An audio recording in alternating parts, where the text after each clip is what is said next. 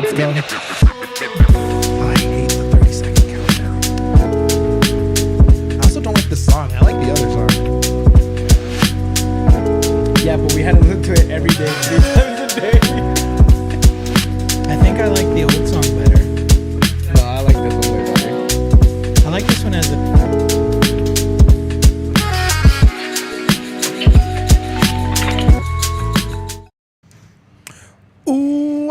Welcome in, everybody. It's another episode of the DNVR Rapids podcast.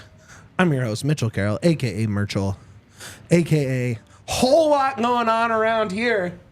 And who better to break it down than the fellas? Joined, as always, by Super Yaya.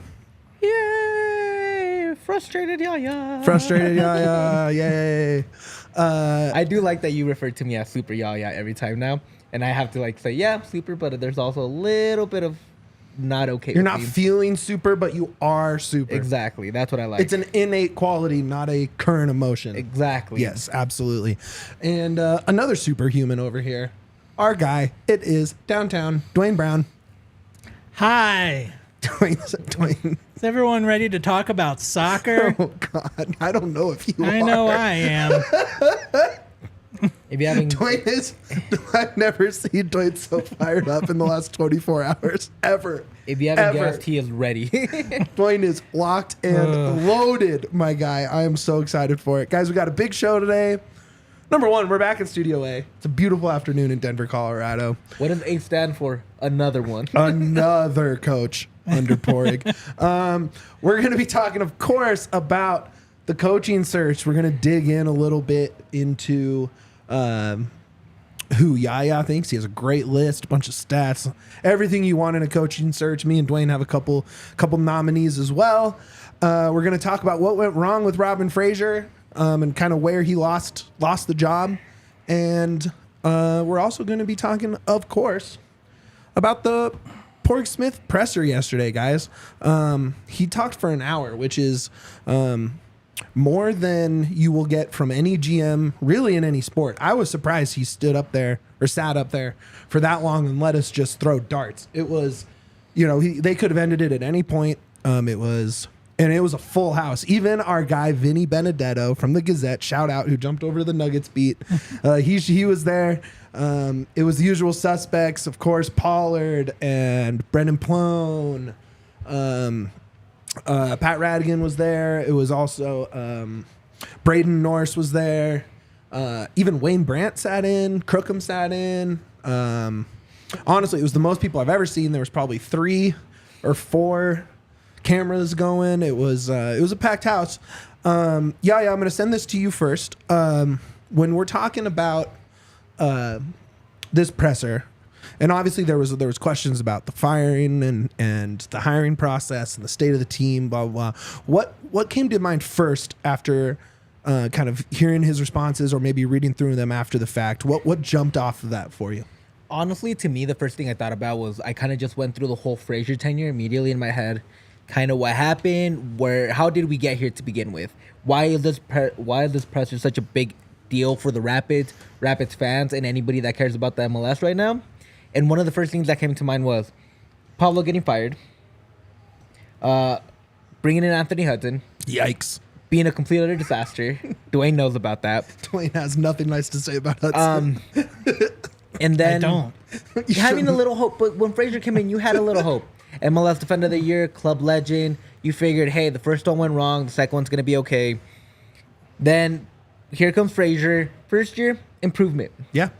Second year, high scoring team, another improvement. Then we have the pandemic and the MLS back, and I really don't count that as much. Then you get the big jump. You get the first in the West.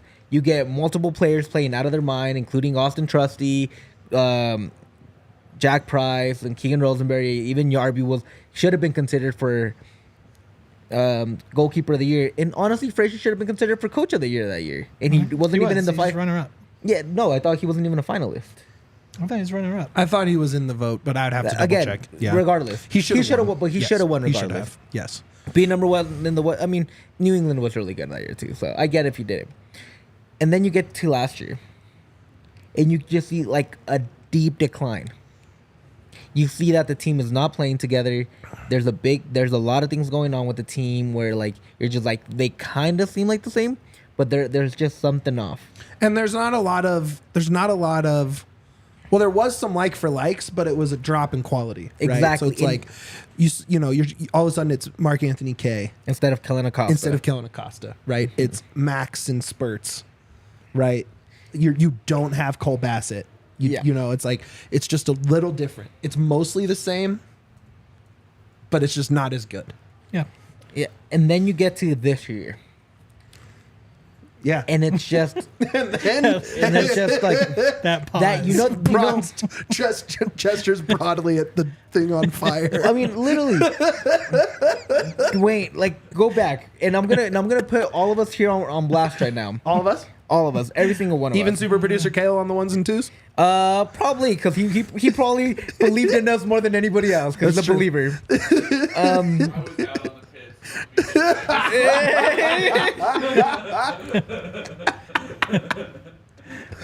All right, go ahead. Put us on blast. At the beginning of the year, we got a lot of frustrated messages from Quite a people few. that listened to our pod because we were really positive. We believed in this team. We believed in Fraser.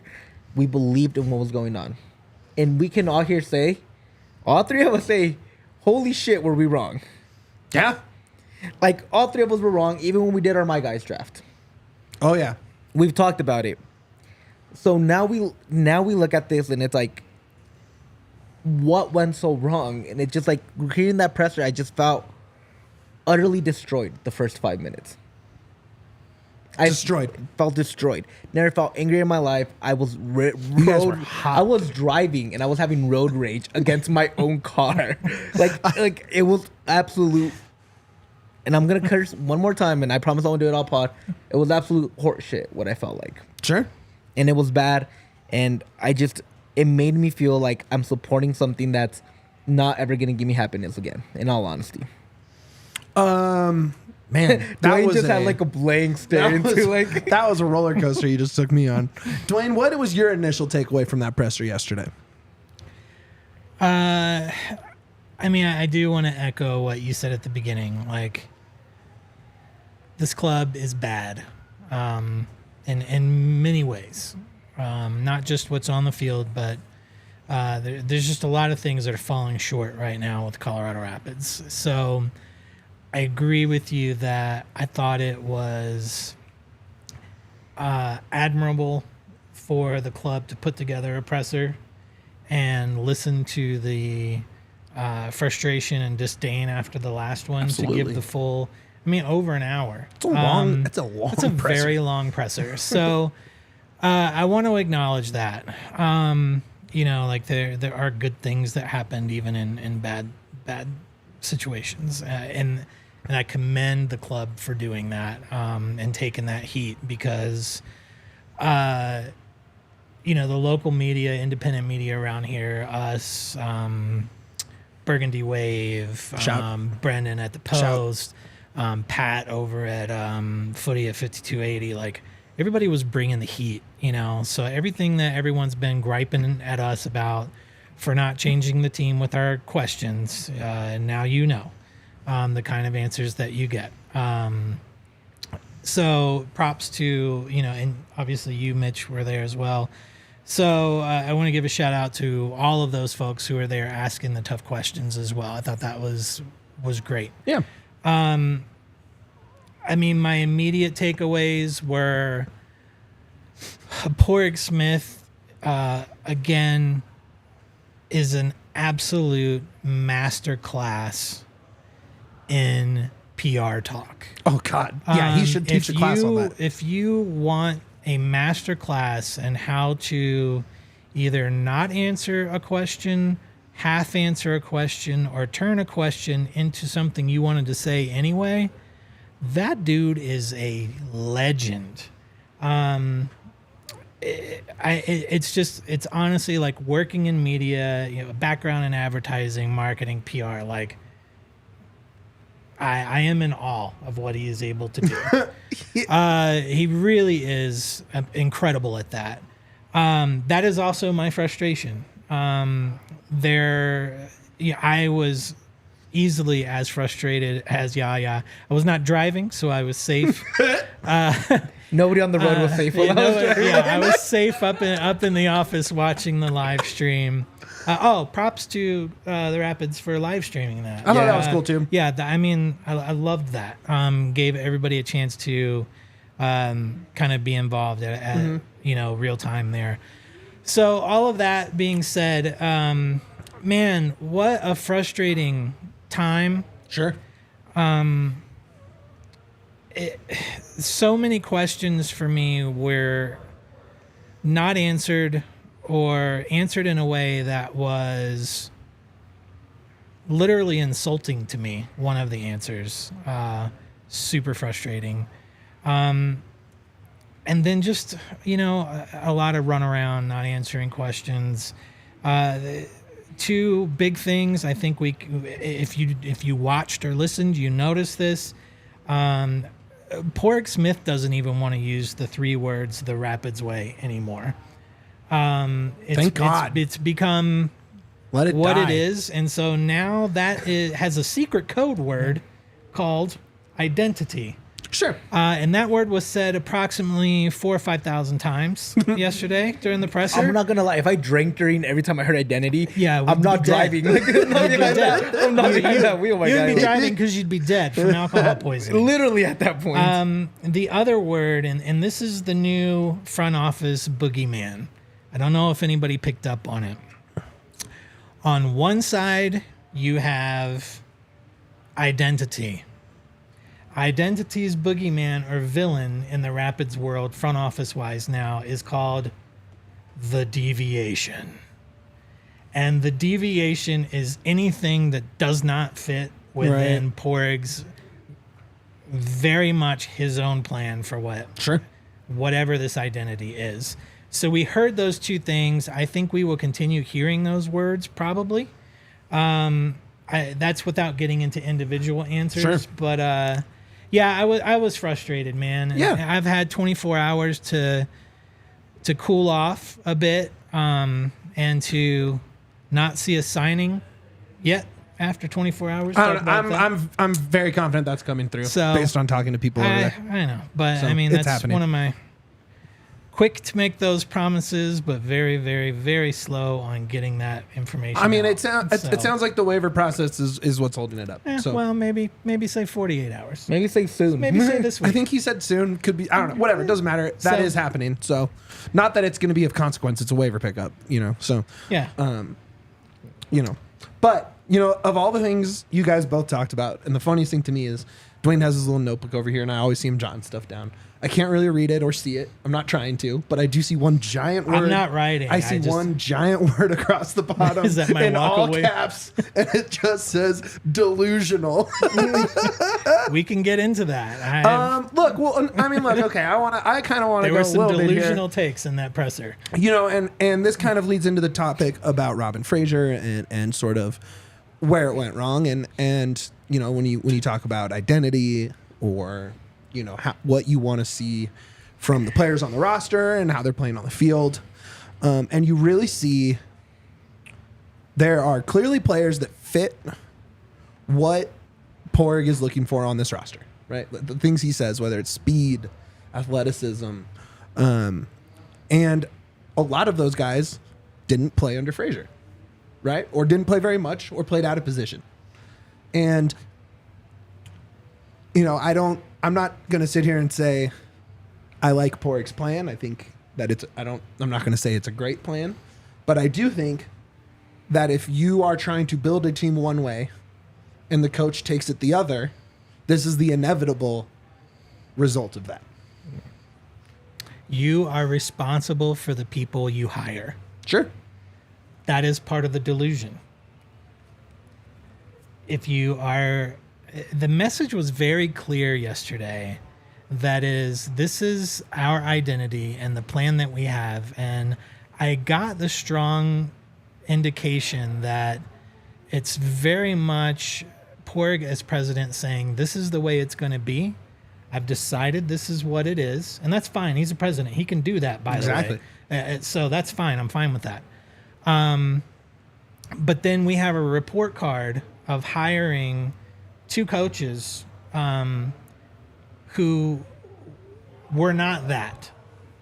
And, you know, maybe a handful of players that are also not that. Whether it's the individual players or, you know, the coaches or a mix of both. I think it's a mix of both. You are responsible for those coaches. So you cannot come in and say, this is my way. I'm the one who hires these coaches and then fires the coaches saying they're not doing it my way. Dude, that's what the application process, that's what the vetting process is about. Well, that's not entirely what he said.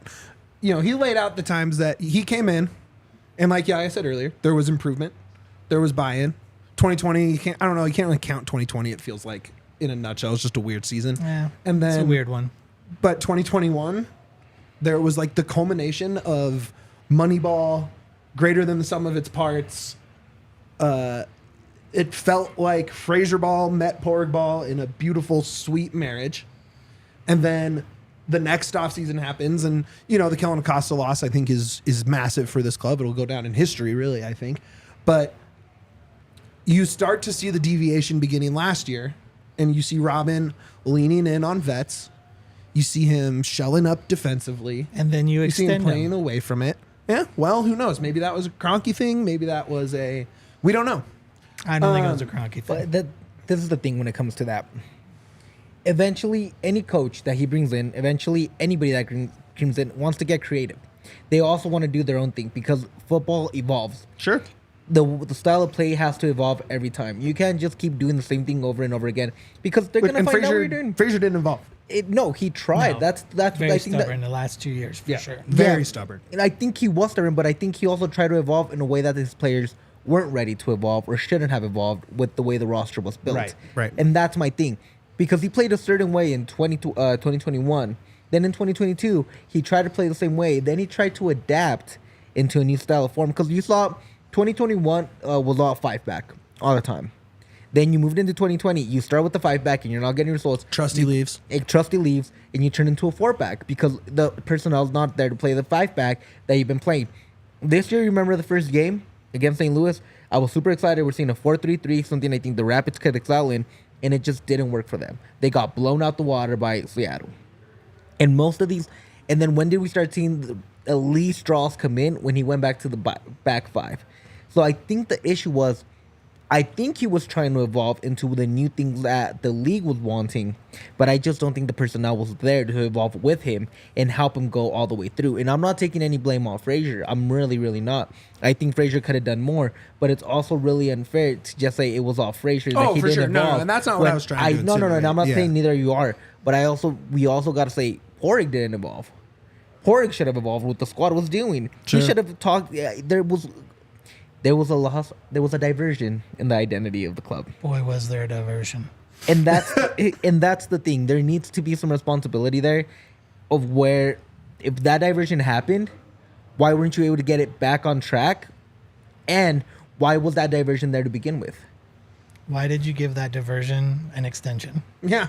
That's the I thing. mean, If that you is saw a it I'm question. coming- telling you put the people in place when you have a seemingly, and I don't know, I don't go and obviously I don't have access to Porg's notebooks of his football style that he wants to run. He's mentioned it, but it's when you know it's not happening and you're not going to change that. He really came off as very clear that he's not going to be. He has a vision, and that He vision wants to is play- not super flexible. He wants So to play like why the George give that Carroll era extension? Nuggets, right? He wants to play fast. He wants to play athletic. He wants to put pressure on outside backs specifically. He wants to make them work the whole game. Sure. Pressing, running, speed. And you saw it this offseason when Cabral came in. You saw it when Harris came in, right? You have Galvan coming back from an injury. There's plenty of speed out there. Yeah. And Cabral hasn't even touched 1,000 minutes yet, even though he's costing us $800,000. Harris finally broke into the team in the last month, maybe a little longer than that. Yeah. But not a bunch, right? And you know, and without knowing the internal dynamic between the two, or how those meetings go, or how they talk to each other, you the way Padraig explained it is my job is to be ready year to year. His job is to be ready to win Saturday to Saturday. And when you only win one game in 18, when you have 3 losses to your arch rival in a season, including 2 in the same week at home, there's no coming back from that. There's no coming back. Lowest points scored, fewest points in the league. But this is the thing. You just said it yourself. Fraser's is win from year to year. I mean, Padraig's win year to year. And they have it. Exactly. But that's the thing. Like, why this is, and again, I hate calling for people's jobs. Like, I really, really do. Like, I do it quite often, but I don't. It's not because I want to. It's because you have to actually discuss what they're producing and what it's actually happening. I like Padraig. Padraig's a great guy. I've met Padraig. We've had him on the show. Yeah, multiple times. And this is the thing. If your job is to win from year to year, and that hasn't happened in 2 years, what's the difference from Fraser not winning week to week? He's president. He's president. It's a missing the forest for the trees situation. Sure. Like, that again was the mastery of taking a question and putting the information out there the way that you want to, which is to say, Saturday to Saturday is not happening. And I'm like, dude, you never replaced players that you got rid of. Sure. And you're still running the same scheme with a weaker squad. And that is big picture. Right. That's macro. That's macro. That's macro year to year versus Saturday to Saturday. Sure. Let me ask you guys this as we kind of wrap up this little talk and get into some coaching search stuff. You guys were high on this team coming in. I think. I thought talking about last night. You guys were. You guys were highs. No. You both had them second in the West going into the season. I had him second. He had him third. Okay, you had him third. I had him fourth. You had him second. You liked all the signings, or most of them. Yep. Right. Very in on them.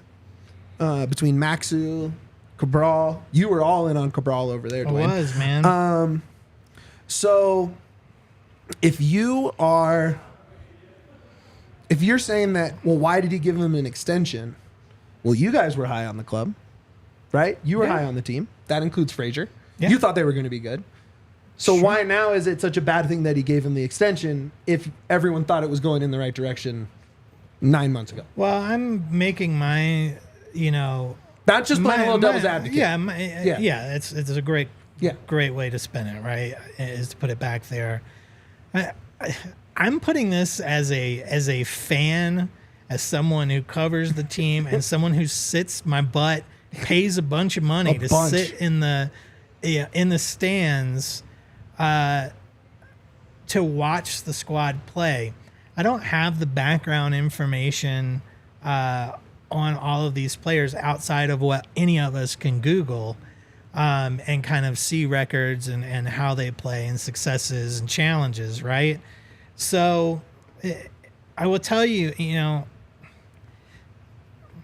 I've been following the Rapids for a long time. Yes, you have. 15 plus years now that I've lived here and been Rapids faithful, season ticket member. I've been in that stadium through ups and downs. I have always remained hopeful. This season has broken me. Yep. I have never been more down on the Rapids. Not pooping on them, but just me as being a fairly positive, hopeful guy on the Rapids. I have never been at this point where I'm not sure where to go from here.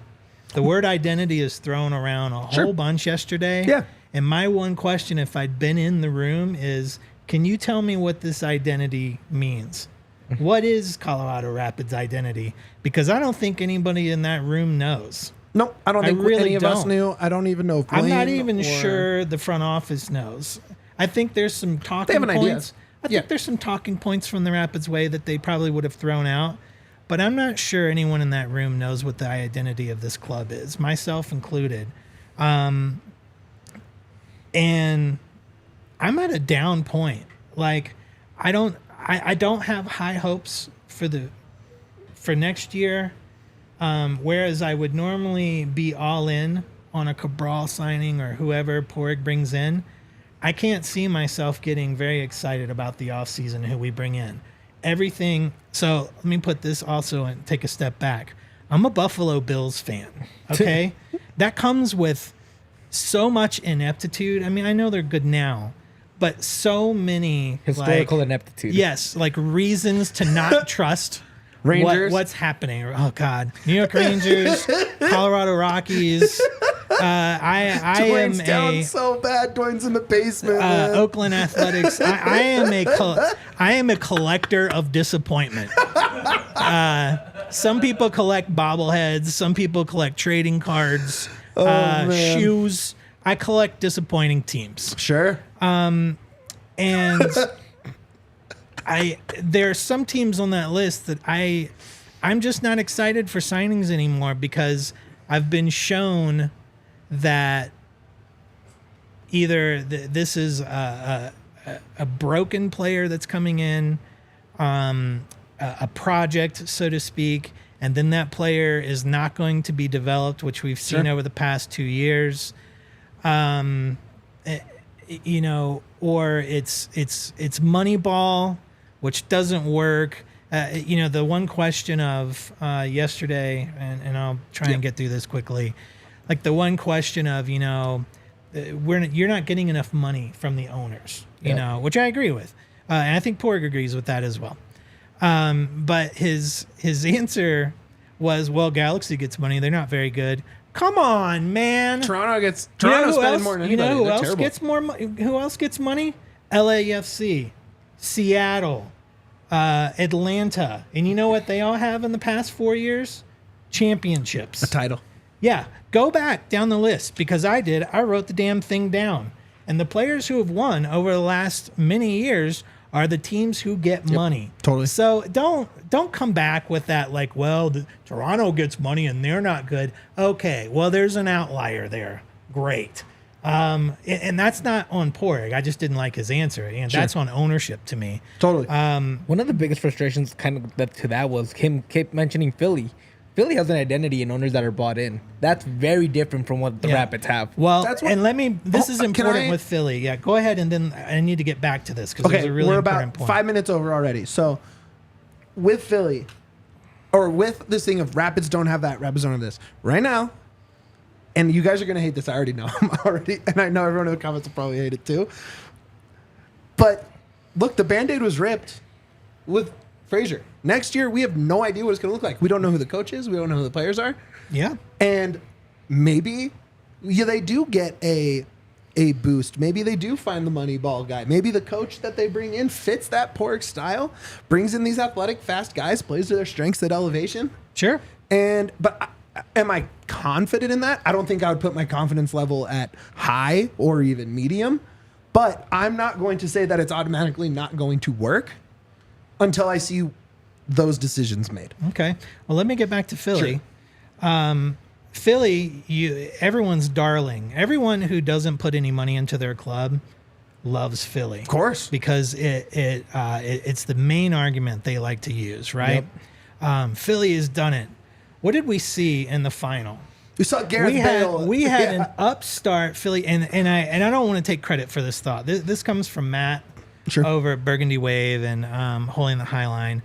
I was listening to him, and this part was just just right on the money. You have upstart Philly, who's built it from home, which is why we all love them, and then you have the money team, LAFC. Philly's winning. We're like, yes, little team's going to get it done. We can all celebrate. And what happens? Gareth Bale comes on, who is the poster child for spending a lot of money on your team, and comes in and ties the game, and then they lose in kicks. That is the ultimate argument settler. Correct. Okay? And again, not my thought, just Matt's thought that I loved, so I want to repeat it. Just one of the most epic goals of all time. And then, and real quick, just to end it off, and then we'll do the ad reads. Sure. I agree with you, Mitch, that I think whoever Pork hires, I think 90% of them, whoever they hire, I'm 90% sure they're going to succeed. I'm pretty sure they're going to see mass improvements in the coaching staff and the players, and I think they're going to be better. Me too. But it's gonna last 4 or 5 years. Yeah, it's a low just bar. the same way. Well, and yeah, we're gonna being be better is no, but there's my thing. They went to at home. Well, I think it's no. But this is the thing that I'm trying to get at. I think at the end of the day, it's just we're gonna end up here in 4 or 5 years. Because there needs to be power given to the head coach. Of course. And when there's somebody that just one way, Yep. there's always going to be a disagreement somewhere. And there has to be adaptability by both parties. Yeah. And it'll never be, unless you're willing to adapt to your coach and your coach willing to adapt to your GM, you're never going to get anything out of it. And it's just going to be, we're going to be in the same spot 4 or 5 years from now. To your point, after 2 years, that coaches want to get creative. And then it's going to go bad. They're going to extend them anyway. It's going to get worse, and then we're having the same pressure. Yeah, we're back to the same place. Well, we'll cross that bridge when we get there. The deviation returns. The bridge we're at right now is these ad-reads I was supposed to do 10 minutes ago. We are brought to you by the homies at Broken T Golf Course. I'll tell you what, the three of us could use a nice day on the golf course. We could use a relaxing day over at Broken T, one of the coolest golf courses in the area with the best vibes. I mean, they have, look at that. Is that not the vibiest golf course logo you've ever seen in your life? Is there copyright infringement in that? Probably. Yes. Okay. But But we're not going to talk about it on the They've internet, also got obviously. 6 other logos. Oh, that's dope. Yeah, I like but that They logo's have a tighter whole than all of bunch. them, so Yeah, we're that's going to cool. keep rocking that guy. They have an award-winning practice facility. They have an 18-hole championship course, and then a nice little par 3. You can play 27 holes if you want to. Just get 9 in on the par 3. Just play a nice 18. We had the Illegal Pete's, which is going to come up later. We had the golf tournament there, and it was probably the most fun I've ever had in a golf tournament ever, and that includes the DMVR ones, which are elite. That's how fun this They are place is. They have a stocked pro shop full of the best gear. Absolute great gear. They have Wyatt's, the restaurant there. Catch some glizzies at the turn. Come in, have some bevies. Maybe a nice sandwich. It's delicious. It's a great place to hang in the middle or after your round. They have experienced teaching professionals with Meta Golf. So go practice, go get some lessons, and then get ready for their charity tournament on Friday, September 22nd. Prizes support the Bridge House, Tri-Cities Homeless Action Team's effort to open a navigation center that will provide a facility for community members struggling with homelessness to receive temporary shelter, connect with services, and create a pathway out of homelessness for good. For our listeners here, go to brokentgolf.com, brokentgolf.com to make tee times, get the latest updates, and you can use code DNVR10 for 10% off any round on their regulation course. That is DNVR10, 10% off any round on the 18-hole course. Go ahead, check that out. We are also brought to you by Shady Rays, the homies. We love Shady Rays. Look at this guy. Come on. That's a Shady Ray man. Look at right those there. Shady Rays, baby. Real He's a quick, Shady these Ray Shady man. Rays, I lost them in El Paso, went to the store, got my replacement, and here we are. Those are the replacement? Those They are look the replacement. great. You went to the store to get your replacement? You can go to the store and You they'll don't give you have to do it online? You don't have to do it online. You can go right into Park Meadows and they'll give it to you right I there. didn't even know Amazing. that. Yeah, it's That's dope. even better. Take on the sun with gear built to last. Our friends at Shady Rays have you covered for the warm weather ahead with premium polarized shades at an affordable price. Shady Rays is an independent sunglasses company that offers a world-class product that's just as good as any expensive pair we've worn. Durable frames and extremely clear optics for outdoor adventures. And that's not all. Shady Rays offers the most insane protection in all of eyewear. Every pair of sunglasses is backed by lost and broken replacements. If you lose or break your pair, even on day one, they told us they will send you a brand new pair, no questions asked. And look, Yaya just told us about that. Wear your Shady Rays with confidence because they have your back long after you purchase. We might have to change it from the Susie Hunter policy to the Yaya policy. Hey. It was once. You can shop their entire collection at the brand new location at Park Meadows Mall, where Yaya got his replacement pair. It's a full-stop shop for all things Shady Rays. And together with their customers, Shady Rays is providing much-needed support to nonprofit partners across the U.S. through Shady Rays Impact. From building playsets to pediatric cancer patients to providing young adults with MS the outdoor adventure of a lifetime, Shady Rays is making an impact in your community and others like it now and for years to come. If you don't love your Shady Rays, exchange for a new pair or return them for free within 30 days. There's no risk when you shop. Their team always has your back. Exclusively for our listeners. Ours. Shady Rays is giving out their best deal of the season. Go to shadyrays.com and use code DNVR for 50% off 2+ pairs of polarized sunglasses. Try for yourself The Shades rated 5 Rapids by the 3 guys up here.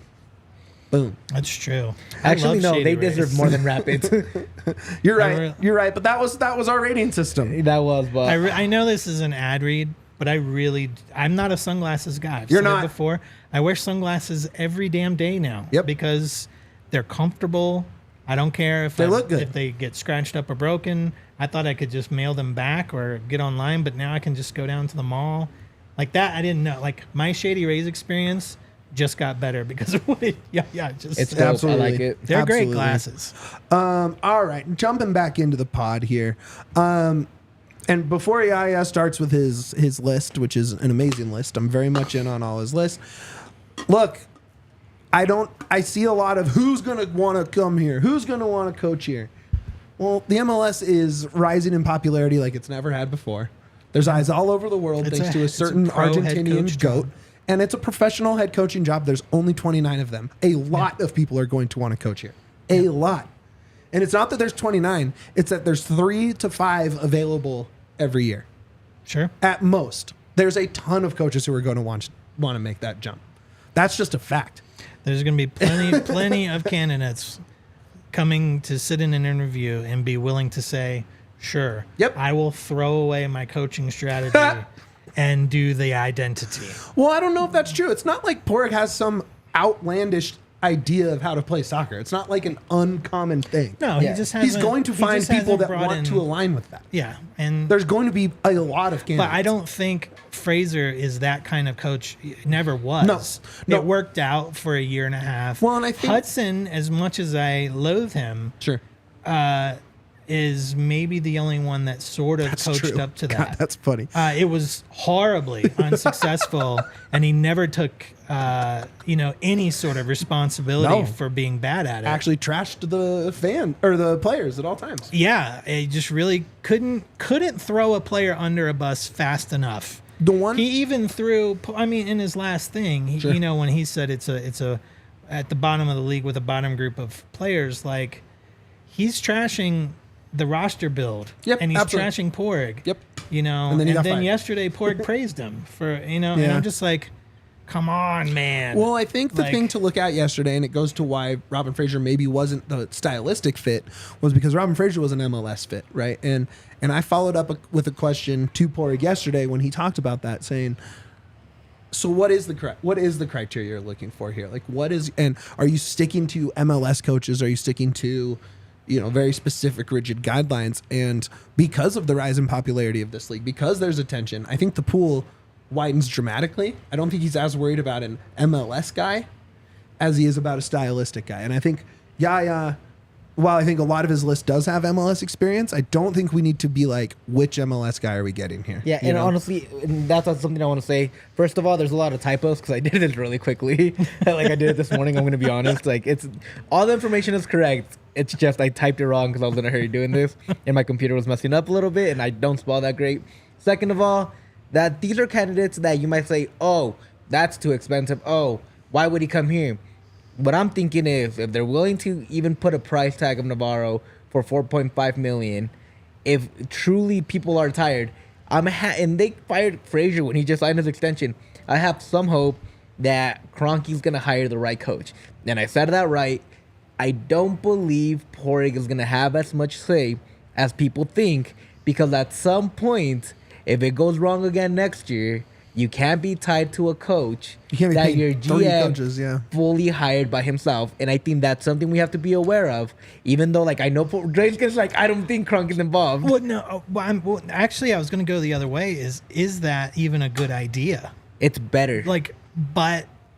So let's say Kroenke comes in and gets his guy, but then you've got Kroenke loves him, but he doesn't match up with the identity. Well, now we're back in the same.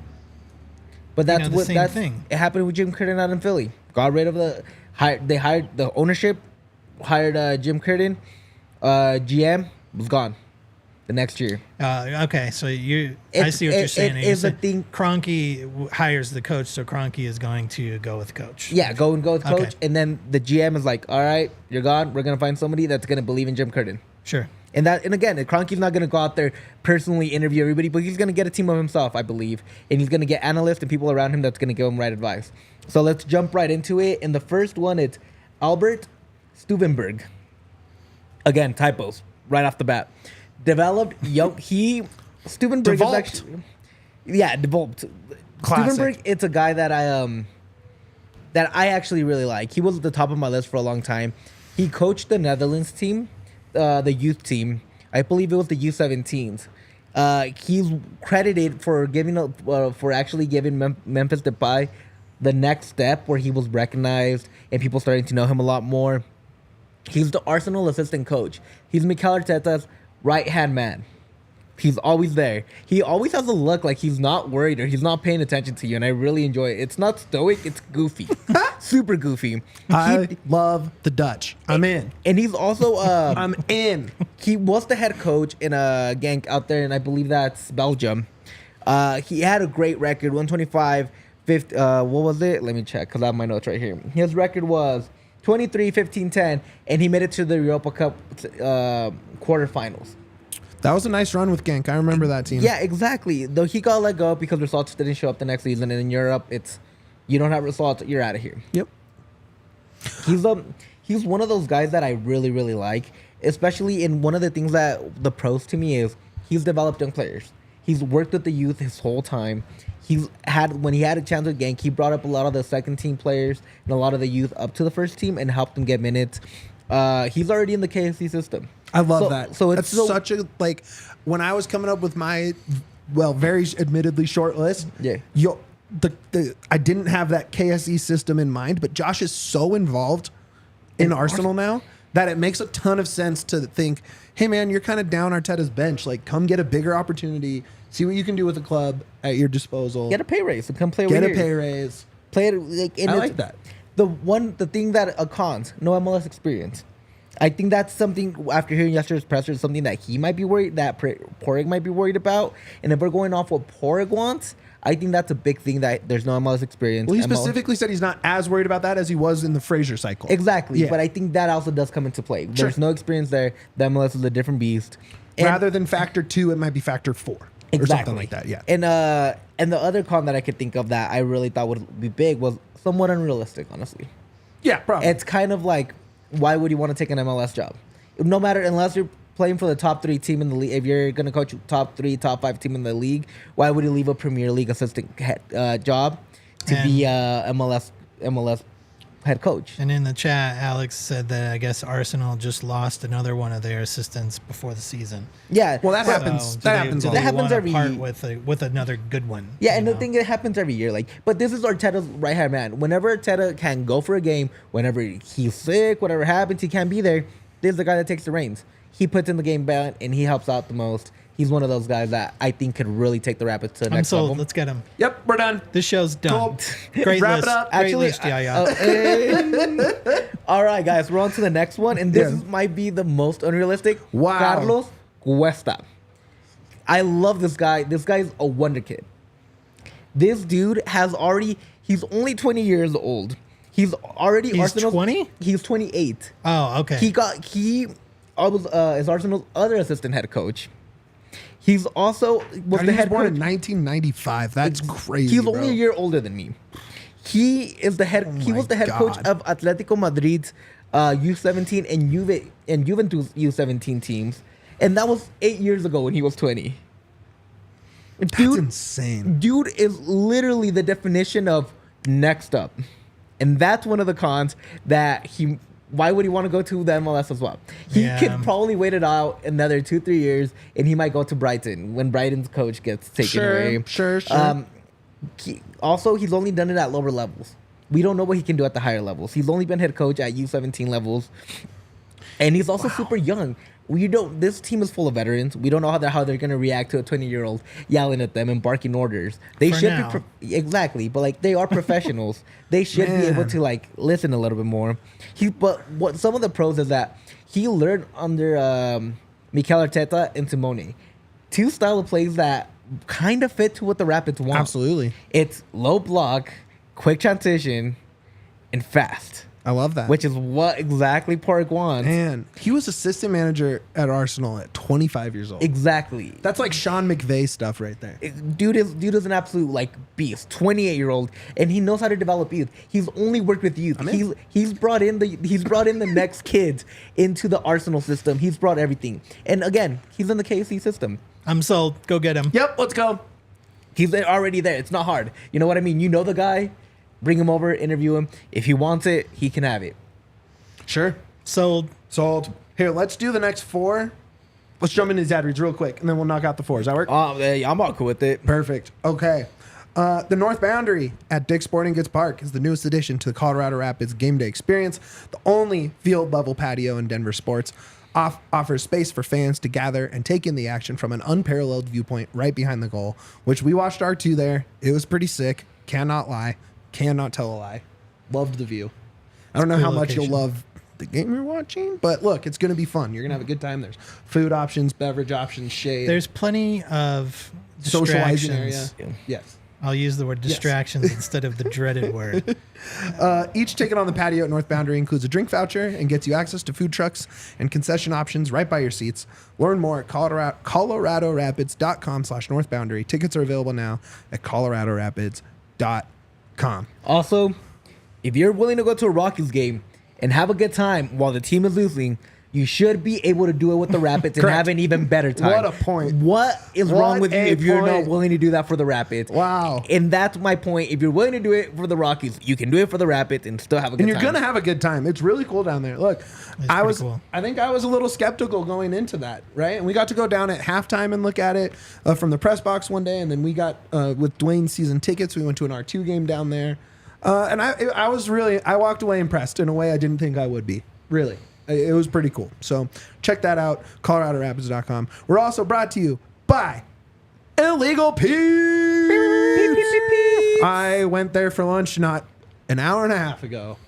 It is truly I eat there more than I eat anywhere else. It is just truly, it was me and our guy Riley, the merch homie. We went to Illegal Pete's today. They offer handmade mission-style burritos, bowls, and tacos crafted with responsibly sourced, high-quality ingredients with a full bar and a wide selection of local craft beer at every location to keep the burritos and the good times rolling. Stop by for happy hour, 3 p.m. to 8 p.m. every single day at all 12 locations, soon to be 16 locations. They're all over the place. They're taking over, and we absolutely love to see it. I love to see it. Yeah. Love to see it. Pete's man right here. Me? It's like Eric's Denver man. I'm Pete's man. Hey, Pete's man. I believe that. All we have is men. That's it. Should we bypass the tip of the day, or you got a good one? Bypass to Yeah, absolutely. No, Yaya I have it. cook, or I you have got it. one? I have it. Yeah. Mitch's Pete's tip of the week. Wow, I liked that one. That one's good. Keep that one in the chamber. I had a late breakfast, had a late start today. A whole bunch of stuff happened where I was just behind. So I shoved down a breakfast burrito, and then Riley's like, let's go get lunch. So we head down to Pete's. I'm still pretty full. So you know what I did? I got my normal burrito, same ingredients all the way down the line, from rice to cilantro at the end. But I did a kid size. It's half the size. Oh, that's smart. And it was delicious. Yeah, and I didn't have to stuff myself because I was already not that hungry. Yeah, you don't feel But horrible. I knew I needed lunch. Yeah. So I just had a smaller version. You can leave with dignity. I don't gonna have, call that when the- I eat, we there can is call no that the dignity dignity involved. burrito. That is out the window, baby. But yeah, that's my tip of the week. It's there's kid size every single thing you can get on the menu except for tacos. And you don't Tacos have to be, are just tacos. you don't have to be a kid to get a kid-sized burrito. No, I did it today. You save a little money. Yep, I love that. it's perfect. Do that. It's all the same ingredients and everything. It's just smaller. There you go. I'm tip of in. the week. All right, yeah. Sold. Coach number 3. Is Jesse Marsch. Let's go. So I brought in the quote-unquote Ted Lasso of real life, which nothing to do with Jesse Marsch, honestly. He could be We're like, hiring Deion Sanders. No, I'm just kidding. I mean, for a lot of take it. American fans, it kind of is. I think it'd be great. Soccer fan. So, But talk me into it. this is Jesse Marsch. Tell me if you heard of this, or if this sounds like anything that you heard yesterday. High press, Yep. quick in transition. Yep. And a lot of speed. Yep. That's exactly how Jesse Marsch played at Leeds his last year there. That's what he wanted. That's his style of play. He comes from the school of thought of Red Bulls. He is the Red Bulls, which is high energy, press, and try to get the ball back and run. That's exactly what Padraig wants. I love that. Why? Like, that's who Jesse Marsch is. Now, Prone, he has MLS experience. He's been here. He has a great record in the MLS, I believe. Well, just in general, he's 170, 66, and 103. That's his all-time record as a head coach. To me, that's a good record. Yeah. Also, he's a big name. He might attract people over. Like that, you guys might not think it's, oh my God, it's this big thing. You know what? But like, people actually like playing for Jesse Marsch. Jesse Marsch is a well-known coach in the U.S. hemisphere, in the U.S. coaching search. The other one is he's going to play with Padraig wants. And if Padraig is going to be in charge, which part of me does not 100% sure he is, that's the sort of guy that he's going to be targeting. A guy that's going to be high press, quickly to play. Now, one thing that the cons here is might not want to come to the MLS. I think there was like bigger names. I think there was bigger clubs out there that were looking for him in the MLS. I don't think so. He was really bad. And in the he was Prem, like, dude. no. There was a lot of like name. He was thrown out there for some MLS jobs. Yeah. And I think he didn't want to coach. He's got a taste for Europe now. Exactly. Yeah, maybe. And hasn't had the best last couple of years, which for the Rapids it doesn't matter, but it does come into consideration when you're talking to like people that might be bringing him in. Yeah. Now this one I think it's unrealistic. I give it about Sure. a 2% chance, but hey, you know what? I gave Dion a 1% chance. Right. That's the thing. Dion was the pipe dream. And again, man, I'm gonna say it again just because our guy back end dev. Good to see you again. You were there on the firing show. You run around all the time. The pool is deeper and wider than any angry Rapids fan is willing to admit. There are only so many jobs. The MLS is on the up. There's a ton of eyes on it. There's a ton of money in it. Maybe not necessarily a ton of money with the Rapids, but it is bigger and wider than people are wanting to admit. I promise. Yeah, and again, it's like very low chances. Super low chance. This is pie in the sky right there. Yeah, and I just threw it in there because, again, people are going to ask. And I wanted to know why he could be coming and what the realistic chances are of him coming. It's not me saying he should be in the coaching search. It's a name they're going to take a look at. It's normal. They will. Sold. Hire him. So far, we have 3 head coaches. You're 3 for 3. Let's go. All right. Next one. Not 100% sure, but this might be my number 1 option. This is option number 4. I said the last one was option number 4. This is option number 4. This is option number 4. His name is John Hackworth. Yes. You might know him as the guy that Jim Curtin replaced out in Philadelphia. This dude is a winner. All he does is win. All he does is win. He won the USL with St. Louis. With who was it? Let me check. So You're like the hype guy before a podcast. Literally everything. And like for literally everything we do. But here's what it is. Louisville, he was the head coach at Louisville City FC, winning the USL Championship in 2018. He was the head coach of the U17 men's national team on 2 different occasions, taking him out of the group stage of 3 of those World Cups. Okay. This dude is all he does is win. All he does is know how to develop. To me, he's a great coach. He's coached at the MLS level. He has 2 years of GM experience with Philadelphia and 2 years of head coaching experience. And he's gonna play Padraig ball, and that's what he wants. St. Louis is known for that Red Bull style too. Totally. The high press, quick transition, and get going. Now the cons are, he might want more power than the other head coaches on this. He might want more say. How much say is he gonna get if Padraig's the one that's hiring? And that's, I think, one of the fears. And the other thing is, can we replace Smith with him? Yeah, just make him GM. Honestly, he could.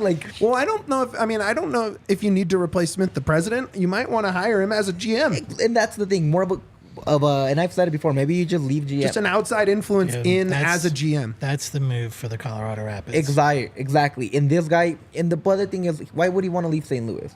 It is MLS too, but he's getting to develop with a club that's in great form right now. And again, it is a head coaching job, but part of me does feel like, why would you leave something brand new and nice to something that you have to rebuild from bottom up? And it does go into consideration because he's been around the league for a while. And he does know a lot of different coaching styles. Don Garber just offered me the Rapids job. I'm taking it. Thanks, Don. There we go, man. Why do you even do this list anymore? Man, So I'm out. That was my last show. See you later. did One- not have that on my podcast bingo list for today. here's one quote from somebody in that St. Louis Thank you, Don. organization that about John Hackworth that's really going to bring in a lot of perspective about the kind of coach and guy he is. But here's the thing: win or lose, Saturday, Hackworth's own season was a resounding success. He helped implement a culture, system, and style that is foundation for a big club, which begins next spring in Major League Soccer. He set the tone. He set the bar. Does that sound something like the Rapids need? So hire him. This might be my number one option. I love this guy. I think he should be in consideration out of so many of these guys. Man, his experience is everywhere, man. From college men's and women's, U17s, Philly, back to the U17s, assistant coach, not 27-18 men's national team, USL, St. Louis City 2. It's impressive. It's impressive. He's been everywhere. He knows how to play. He knows a lot of styles. And when he everywhere does this, like he goes up, finds a great assistant job, builds himself back up. When that's over, builds himself back up. I like it. Dude is from the boots up. He built the culture. Love it. And honestly, he is the foundation that made Philly what they are today. Without him, you don't have the Philly. Jim Curtin had the better tactics, had the better way of getting this team across the finish line. But to me, Hackworth is the guy that if you want a culture shift, that's a guy that you bring in. He's a builder. He might not be the finisher, but he's the builder. Absolutely. I love it. Next one, we have a familiar face, Erik Bushey. Ooh. This is Rapids 2. Our guy, This is man. Rapids 2 head coach. We love R2. Dude, We're an R2 pod now. He's been with the Rapids for 6 years. He's been with the U17 of the Rapids. He doesn't have a lot of outside Rapids experience as the other guys. But some of the pros is team knows him. He knows how to develop the young guys, and he already knows the young guys at the Rapids. And again, he's going to play the way Padraig wants. If Padraig's in charge, that's the way that he's going to play. The cons, he has no MLS experience. So funny. He has no MLS coaching experience. And it's a risky pick, honestly. It's a huge risk that you're taking on a guy that hasn't done it at the high level and only has 1 year of a track record. Yeah. And at that point, and again, I'm all for it. I think people deserve chances. Without it, I don't think we'd have the greatest coach of all time, which is Pep Guardiola. Pep was the Barcelona 2 coach. Yeah. They hired him instead of some of the more qualified candidates. Sure. And he became, in my opinion, the top 3 coach of all time. So, and again, that's a huge leap to take compared to the Rapids, right? But it's all about always taking chances, whether they work out or not. But the one reason that I don't see this going through is because Padraig's job is also on the line with this. Yeah. This might be his last coaching hire if he has a say in it. Yeah. It could also be a Bronco situation where it's like, George Payton, you're here, but you're really not doing anything to construct this roster anymore. I just kind of had this thought, and we have talked about this, both with us in the office upstairs talking. Kroenke's good at finding the connection between front office and coaching, right? They're good at finding synergy there and putting guys that can work together. I also, and you said this, Kroenke's probably more involved in this hire than he ever has been. Yep. Because they have so much invested into Padraig. I think, I think Bushey has a chance to be a good MLS coach. I see them hiring a little above that level because they need to know if they're they should know, but in case it's still, is this investment in Padraig worth it? Yeah. Right? I don't think they're going to go with a development, low experience MLS Next Pro guy. I just don't. And I think Bushey's great, and I think he'll still be involved. He has a ton of supporters throughout the organization. I just don't see that jump happening right now. Yeah, and that's literally what it is. And that's where I am. Hey, thanks, Fabrizio. Let's go. I think he's again, there's the guy that I still think is that might be. Yeah. That's a guy that all else fails, he's a great backup plan. Duane is over here giggling, and I think he's a great backup. I have theories as to who the Don Garber and Fabrizio and all those are. I do too, and I think I know who it is. But at the end of I think at the end of the day, he was a good option to have, or at least give him a shot and see if he can impress you. It doesn't hurt to see his presentation. Sure. Yeah, absolutely. All right, who you got? Last guy on my list, it's gonna be no other than BJ Callaghan. Let's go. This is the guy that everybody talks about. He's the USMNT darling right now. Everybody was super sad when he didn't take the full-time job, and they hired Berhalter again. Now, the pros are he's shown that he can lead a team. That's something that everybody wants, right? A leader. You want a leader because it feels like there's no leader in the squad right now. Another one, he's had success in different levels. He's done it at the college level. He's done it at the MLS pro level. He's done it in different ways. And he's a culture guy. He's going to come in and just set the culture exactly how Hackworth is. And that's exactly what we want from a type of player. Somebody that's a coach that's going to come in and just shift everybody's mindset to be winners. We want winners. Now the cons, he might not want to be the Rapids coach. And that's something, the reason is he's a hot name. Well, he's never been a head coach. Well, he's been an interim for 4 games before in the U.S. is still trying to hire somebody stretch just recently. He was the guy for the Gold Cup, right? And the Nations. And League. Nations. Exactly. And what did the U.S. do? Played really damn well. Yeah, lost to Canada in the Gold Cup. Won Nations. Yeah. No, they lost to Panama. Panama, right. Yeah. Oh, that game sucked. Has he been successful with teams that aren't stacked with talent? That's the thing. We haven't seen it, honestly. He was an assistant That's for 5 years in Union, right? He was an assistant in 2019. Then in 2019 went to the U.S. men's national team, and he's been there since. Before that, he was at Villanova with men's and women's, and St. Joseph's. You know, he doesn't have. You know, this is one of those names where it's like you might actually be able to afford him because he doesn't have the track record, but he does have the hype and he has the brand awareness, for lack of a better word, right? Like It is a culture setting hire. I actually really, really like, and I think in an ideal world of those 6 in terms of realisticness, affordability, culture, malleability of the roster, I think he kind of checks the most boxes of all of those in terms of profile and everything like that. I really like it. Yeah, and also, like, what did we hear a lot? What's the team we heard a lot yesterday? Philly. He knows the Philly way. Philly, I looked into the way I have some really fun advanced stats that I look at. Mm-hmm. And Philly plays exactly how Rapids do. Transition, low block, quick, and they just want to get up the wing so they can put the ball into center and win. Yep. And that's one thing that, like, if that's going to go into consideration, if you really want to be Philly, you might have to get somebody from Philly. And there's a couple of guys here. Hackworth is one of them. Also, Jesse Marsch was in Philly, I think, for a bit, or at least, oh no, he was in Red Bull, sorry.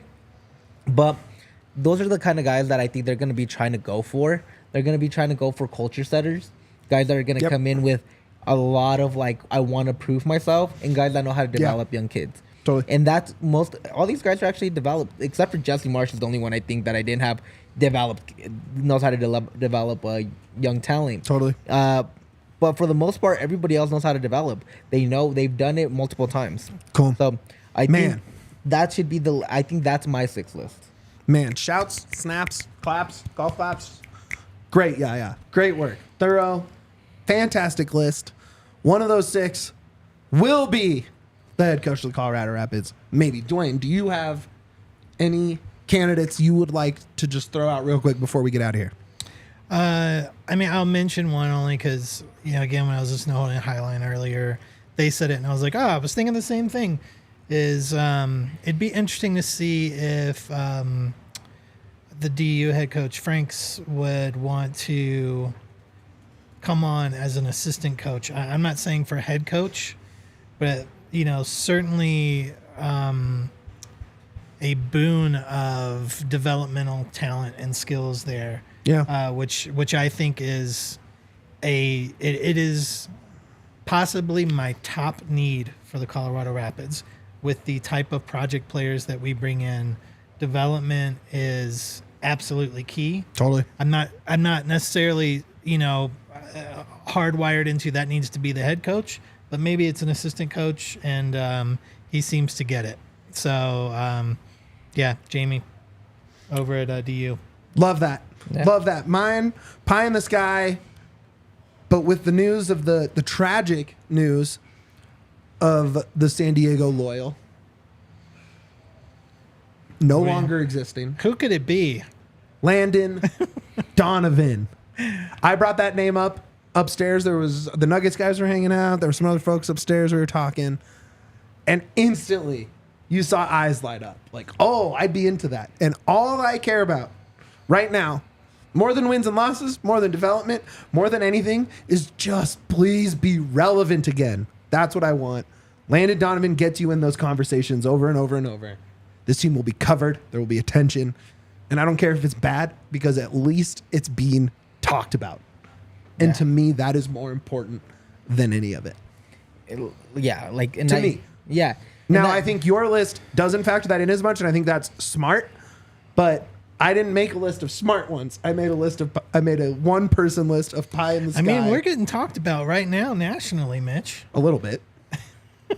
10 minutes on extra time. Let's go. 10 minutes on extra time, baby. We made it. We did it. One quick name. Real quick, because we got to wrap up. No, one real quick, 3 seconds. That Mitch brought up to me that Brendan Blown actually tweeted And that Vinny, shut Benedito, up. that Yep. Vinny was actually We the love one talking Vinny. about it, was Brendan Burke from the Switch. He was a Switchbacks head coach. Yep. He's a Union's assistant now. Oh, yeah. And Great choice.